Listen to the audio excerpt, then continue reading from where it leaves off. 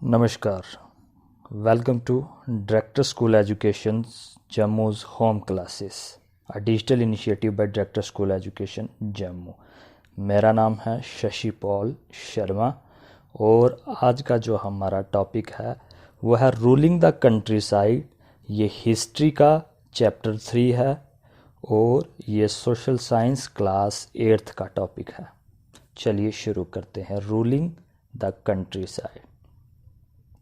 Country side का मतलब होता है जो गांव का देहाती इलाका होता है, रूरल एरिया।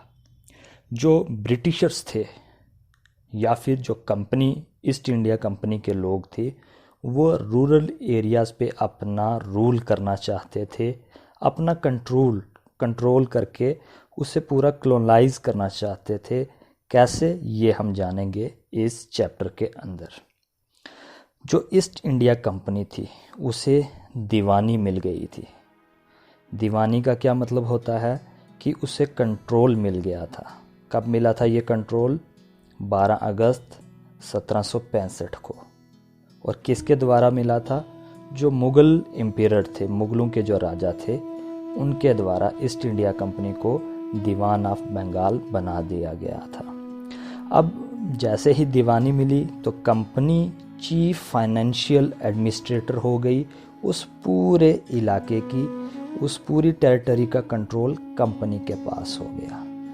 मतलब ये कि जितना भी टैक्स कर है वो वसूलने का काम अब कंपनी का है। कंपनी जो है अब वो पूरे कंट्री साइड यानी कि रूरल एरिया पे अपना राज करना चाहती थी, उसे कॉलोनाइज अपने अंडर करना चाहती थी। किस लिए? ताकि वो रेवेन्यू रिसोर्सेज जो हैं उनको ऑर्गेनाइज कर सके और लोगों के जो राइट्स हैं उन्हें रीडिफाइन कर सके और अपनी मर्जी की जो फसलें हैं वो लोगों से करवा सके। अब कंपनी इसके लिए लोकल जो लीडर थे उनके साथ बिगाड़ना भी नहीं चाहती थी, इसलिए कंपनी ने डिसेंट्रलाइजेशन ऑफ पावर भी रखा साथ, ताकि जो लोकल हेड्स हैं, चीफ्स हैं, जो मुखिया हैं गांव के, जो जिम्मेदार हैं, उन्हीं के द्वारा ये काम किया जाए टैक्स वसूलने का। तो अब पहला पॉइंट जो शुरू होता है रेवेन्यू फॉर द कंपनी, कि कंपनी किस तरह से रेवेन्यू को जनरेट करे। क्योंकि कंपनी दीवान बन चुकी थी लेकिन अभी तक वो अपने आप को एज अ ट्रेडर, एक बिजनेसमैन, एक व्यापारी की तरह ही मान रही थी। 1765 से पहले कंपनी जो भी सामान भारत से खरीदती थी अपने देश ब्रिटेन में भेजने के लिए, तो उसका व्यापार लेन देन सोने और चांदी के साथ किया जाता था। कब? 1765 से पहले। क्योंकि अब 1765 में कंपनी को दीवानी मिल चुकी थी, रेवेन्यू का सिस्टम, पैसा कर वसूलना अब ये कंपनी के हाथ में था, इसलिए कंपनी ने अब ब्रिटेन से सोना चांदी लाना बंद कर दिया। यहीं का पैसा इस्तेमाल करके यहीं से सामान खरीद कर वो अपने देश ब्रिटेन में बेच देते थे। इस वजह से बंगाल की जो इकॉनमी है उसमें डीप क्राइसिस आने लगा, यानी कि पैसे में बहुत ही ज़्यादा कमी आने लगी।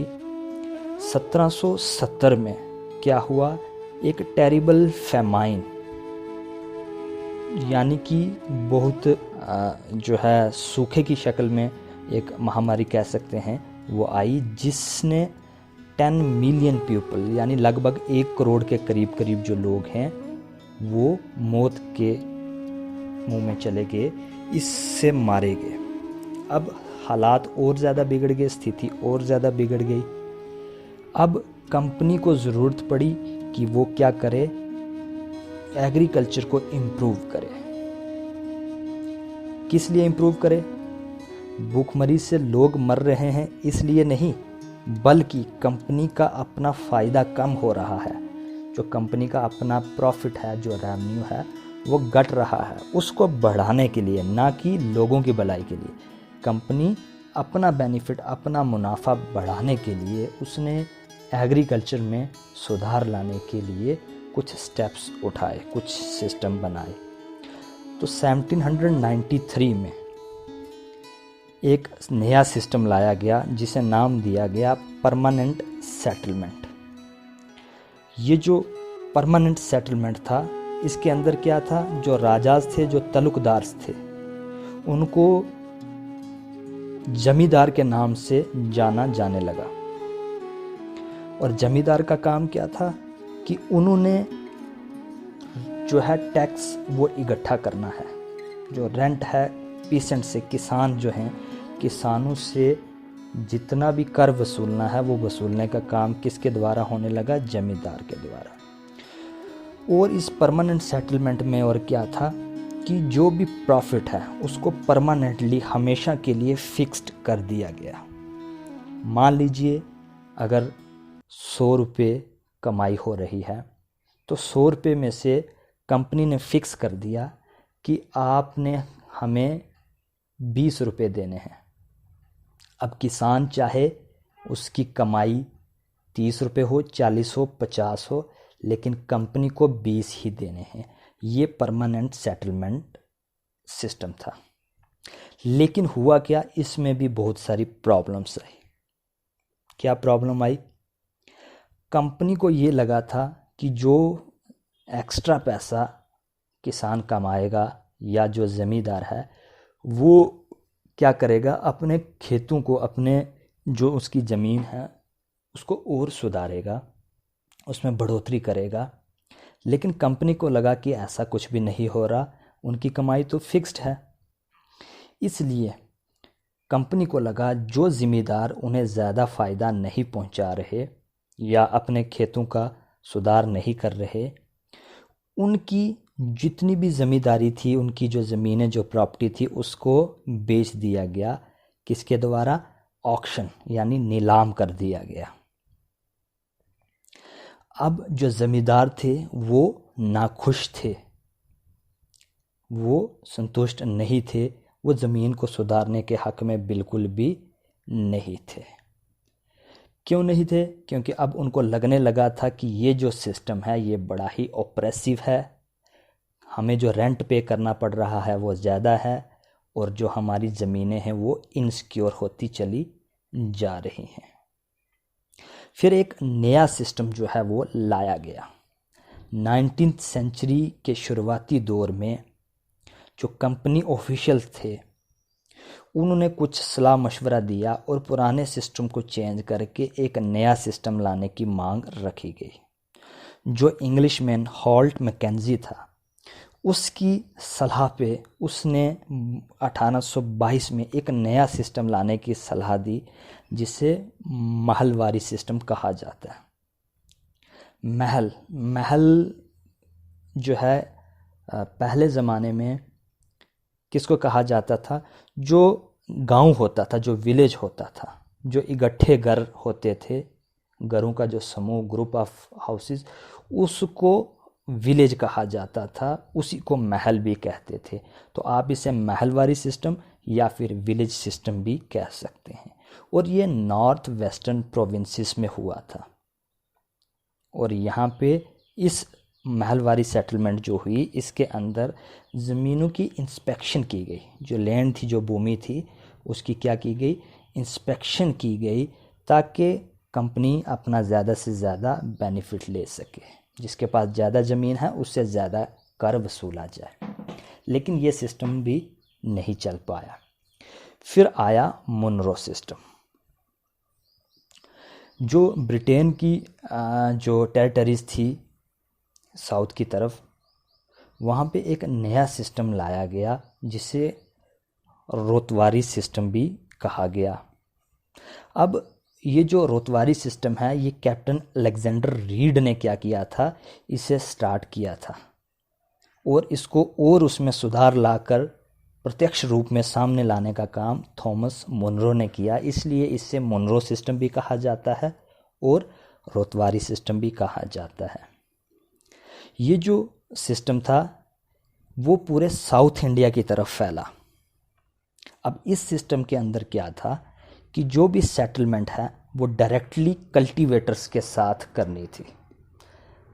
मैं बता दूं, पहले हमने जो पढ़ा महलवारी सिस्टम या परमानेंट सेटलमेंट, ये साउथ की तरफ के जो हैं वहाँ पे लागू किए गए सिस्टम थे, और उसमें बीच में एक दलाल की शक्ल में, आप ठेकेदार कह लें, ज़िम्मेदार, मुखिया, वो लोग रहते थे।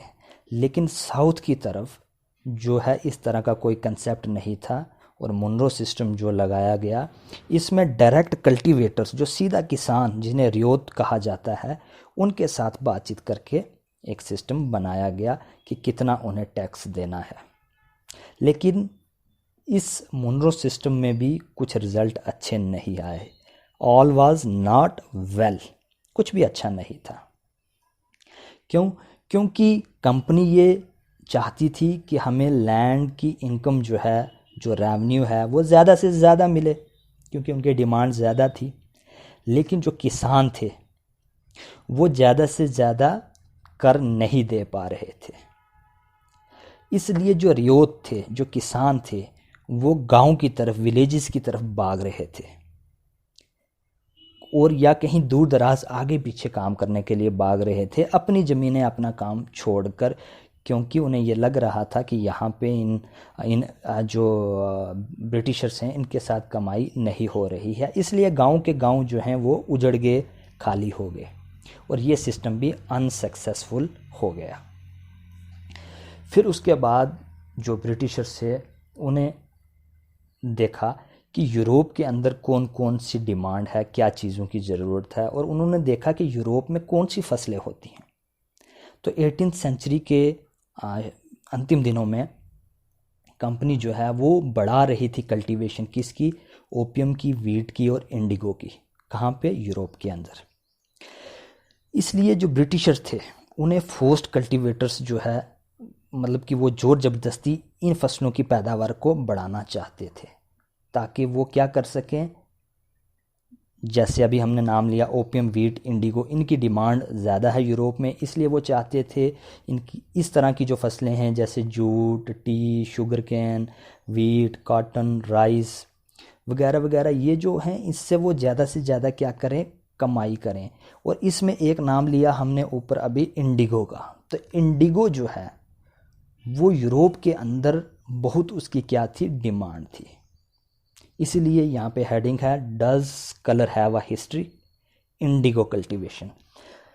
क्योंकि इंडिगो एक बड़ी अच्छी क्वालिटी की क्या है, डाई है, कलर है, जिसे पहले उस समय में कपड़ा रंगने के लिए इस्तेमाल किया जाता था। हालांकि एक और पौधा भी था इस तरह का वहाँ पे, उसका लेकिन जो कलर था वो इतना अच्छी क्वालिटी का नहीं था। किसके कंपैरेटिवली? Indigo colours. और इंडिगो कहाँ पे कल्टीवेट होता था? इंडिया के अंदर। इंडिया उस समय दुनिया का सबसे बड़ा सप्लायर था इंडिगो का। और why the demand for Indian Indigo? क्यों आखिर हिंदुस्तान की ही इंडिगो की इतनी ज़्यादा डिमांड थी? तो जैसा कि पहले मैंने आपको बताया कि इंडिगो कपड़ा रंगने के लिए इस्तेमाल होता था, सिर्फ भारत में ही नहीं बल्कि इटली में, फ्रांस में, ब्रिटेन में और बहुत सारे देशों में, यूरोप के देशों में कपड़ा रंगने के लिए इसका इस्तेमाल होता था। इंडिगो गाढ़ा नीला रंग जो है वो उत्पन्न करता था, जिससे रंगे हुए कपड़े बहुत ही अच्छे लगते थे। हालांकि हम जब जो दूसरे एक और पौधे की बात कर रहे थे, उसका नाम है वोड, WOAD, वोड। उससे भी डाई मिलती थी, लेकिन उसका रंग जो है वो थोड़ा पीला सा और फीका सा रहता था, इसलिए इंडिगो की डिमांड ज़्यादा से ज़्यादा बढ़ती रही। अब इंडिगो की पैदावार के लिए, जो इंडिगो प्लांटेशन का काम करने के लिए कहाँ से, बाहर से लोग आगे पीछे जाते थे जहाँ उनको अच्छी ज़मीन मिलती थी। अब इसी के लिए जो ब्रिटेन है उसने अपना रुख किस तरफ किया? इंडिया की तरफ किया। Britain turns to India. क्यों? क्योंकि हिंदुस्तान का जो टेम्परेचर था, हिंदुस्तान के अंदर जो लैंड थी जो ट्रॉपिकल रीजन है इंडिया, ये इंडिगो की खेतीबाड़ी के लिए बहुत ही अच्छा था। इसीलिए जो ईस्ट इंडिया कंपनी या ब्रिटेन से आए हुए जो ब्रिटिशर्स थे, उन्होंने इंडिया के अंदर इंडिगो कल्टीवेशन के लिए एरिया बढ़ाने का काम शुरू कर दिया। 1810 तक 95% जो इंडिगो है वो इंडिया के अंदर और स्पेशली बंगाल से जाती थी। आप ये देख लीजिए कि बंगाल उस समय कितनी ज़्यादा प्रोडक्शन कर रहा था इंडिगो की, और उसकी कितनी अच्छी क्वालिटी थी कि पूरे यूरोप में उसकी डिमांड थी। अब जैसे जैसे इंडिगो एक कमर्शियल यानी कि एक बिजनेस का रूप लेता चला गया, ज़्यादा से ज़्यादा लोग इंडिगो की प्रोडक्शन की तरफ जोर देने लगे। इसलिए स्कॉट्समैन, इंग्लिशमैन और भी बहुत सारे लोग हिंदुस्तान में आए और यहाँ आकर प्लांटर्स बन गए। प्लांटर्स कौन लोग थे? जो ब्रिटिशर्स इंडिगो की खेतीबाड़ी करवाते थे या फिर जो इंडियंस इंडिगो की खेतीबाड़ी करवाते थे, उन सभी को प्लांटर्स कहा जाता था। अब कैसे इंडिगो यहाँ पे कल्टीवेट होती थी? तो इसके लिए दो तरह के सिस्टम थे, एक निज और एक रियोती। जो निज सिस्टम था उसके अंदर जो प्लांटर्स थे वो इंडिगो की खेतीबाड़ी का कंट्रोल डायरेक्ट उनके पास होता था। क्यों? क्योंकि वो पर्सनल लैंड पे, अपनी जो निजी ज़मीन है उस पे वो खेतीबाड़ी करते थे, या फिर किसी दूसरे से ज़मीन किराए पर लेकर रेंटेड लैंड पे क्या करते थे? कल्टीवेशन करते थे। इसलिए इसे निज कल्टीवेशन कहा जाता है। अब इसके साथ भी बहुत सारी प्रॉब्लम्स जुड़ी हैं। क्या क्या प्रॉब्लम्स जुड़ी हैं? जो प्लांटर्स थे उन्हें बहुत ही मुश्किलें आने लगी, क्योंकि वो निज कल्टीवेशन के लिए जो लैंड है उनके पास अपनी बड़ी थोड़ी थोड़ी लैंड थी, और अब वो उसको बढ़ाने का काम शुरू हो गया। और इंडिगो जो है वो सिर्फ़ और सिर्फ फर्टाइल लैंड पे ही उसकी कल्टीवेशन हो सकती थी। क्यों? क्योंकि जो इंडिगो का पौधा है उसकी जड़ ज़मीन में बहुत गहरे तक जाती थी, इसलिए फर्टाइल लैंड का होना ही ज़रूरी था। और निज कल्टीवेशन जो है बड़े लार्ज स्केल पे उसकी ज़रूरत थी, और उसके लिए बहुत सारे हल जोतने के लिए बैलगाड़ियाँ और बहुत सारे लोगों की, मज़दूरों की ज़रूरत होती थी, ताकि ज़्यादा से ज़्यादा लोग इस पे काम कर सकें। जो प्लांटर्स थे वो एरिया जो बढ़ाना है उसके प्रति उनका रवैया कोई ठीक नहीं था, क्योंकि ज़्यादा से ज़्यादा ज़मीन जो है वो चाहते थे कि किसके अंडर हो? इंडिगो कल्टीवेशन के अंडर हो। इसलिए जो निज कल्टीवेशन है उसमें बहुत सारी प्रॉब्लम्स आने लगी। अब बात करते हैं आगे indigo on the land of riots. जो रियोट्स यानी दो तरह की इंडिगो कल्टीवेशन थी, एक हमने पढ़ा निज, दूसरी रियोत वाली। अब जो रियोत थे उस सिस्टम के अंदर प्लांटर्स क्या करते थे? जो गांव के हेडमैन हैं उनको इस तरह से मोटिवेट करते थे या कंपेल, मजबूर करते थे, उनसे एक कॉन्ट्रैक्ट, एक एग्रीमेंट, एक सत्ता उसे कहा जाता था उस समय, या कुछ लोग उसे पट्टा भी कहते थे, वो साइन करवा लेते थे, वो लिखवा लेते थे। और जो साइन कर लेते थे कॉन्ट्रैक्ट, उन हेड्समैन को, उन जो किसान हैं, जो रियोट्स हैं, उनको एडवांस में कैश दे दी जाती थी, ताकि वो क्या करें? इंडिगो की कल्टीवेशन करें, और ये कम रेट पे दी जाती थी। जो पीसेंट थे, जो किसान थे असली, जो खेतीबाड़ी करते थे इंडिगो की, उनको बदले में जो कमाई है उसका बड़ा कम हिस्सा मिलता था। लेकिन इधर से लोन की साइकिल चलती रहती थी, कभी ना ख़त्म होने वाला लोन चलता रहता था। और इस तरह से ये लगने लगा, जो हेडमैन हैं उनको भी लगने लगा, और जो रियोट्स किसान हैं उनको भी लगने लगा कि ये सिस्टम बड़ा ही हार्श यानी बड़ा ही ख़तरनाक सिस्टम है। और इंडिगो की जब हार्वेस्ट हो जाती थी, जो ज़मीन इंडिगो के लिए इस्तेमाल की जाती थी, अब वो खेतीबाड़ी के काबिल नहीं रहती थी।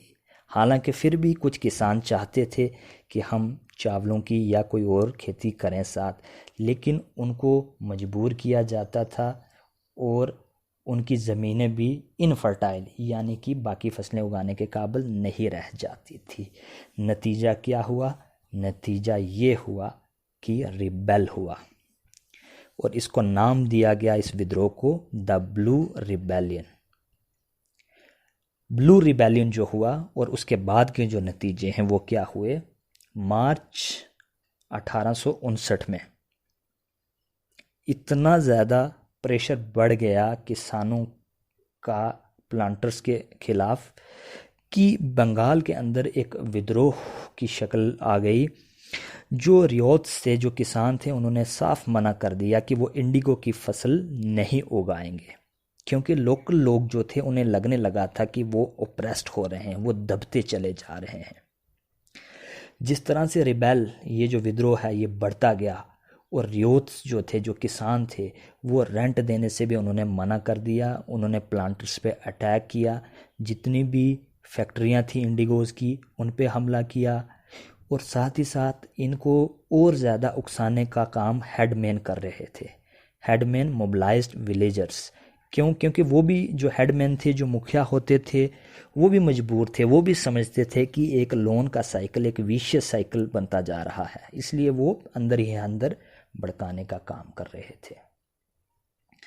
और जो किसान थे वो अब बहुत ही ज़्यादा भावुक होकर कस्में खाते चले जा रहे थे कि वो अब किसी भी तरह का एडवांस का जो पैसा है, जो वो लोन लेते थे, वो इंडिगो की फसल उगाने के लिए अब बिल्कुल भी नहीं लेंगे। और जितने भी ये प्लांटर्स हैं, लथयाल्स यानी कि ये जो लठ मार हैं, ये जो गुंडागर्दी वाले लोग हैं, बदमाश लोग, इनका काम नहीं करेंगे, इनको भगाएंगे। क्योंकि ज़मींदार भी अनहैप्पी, नाखुश थे। उनको ये दिख रहा था कि जो प्लांटर्स हैं उनकी पावर बढ़ती जा रही है। तो मैं यहाँ फिर बता दूँ, यहाँ ये जो प्लांटर शब्द है ये उन लोगों के लिए इस्तेमाल हुआ है, या तो जो कंपनी के लोग थे, ब्रिटिशर्स थे, या फिर हिंदुस्तान के वो लोग जो कंपनी की मदद के लिए, इंडिगो की खेती बाड़ी करवाने के लिए कंपनी की मदद करते थे।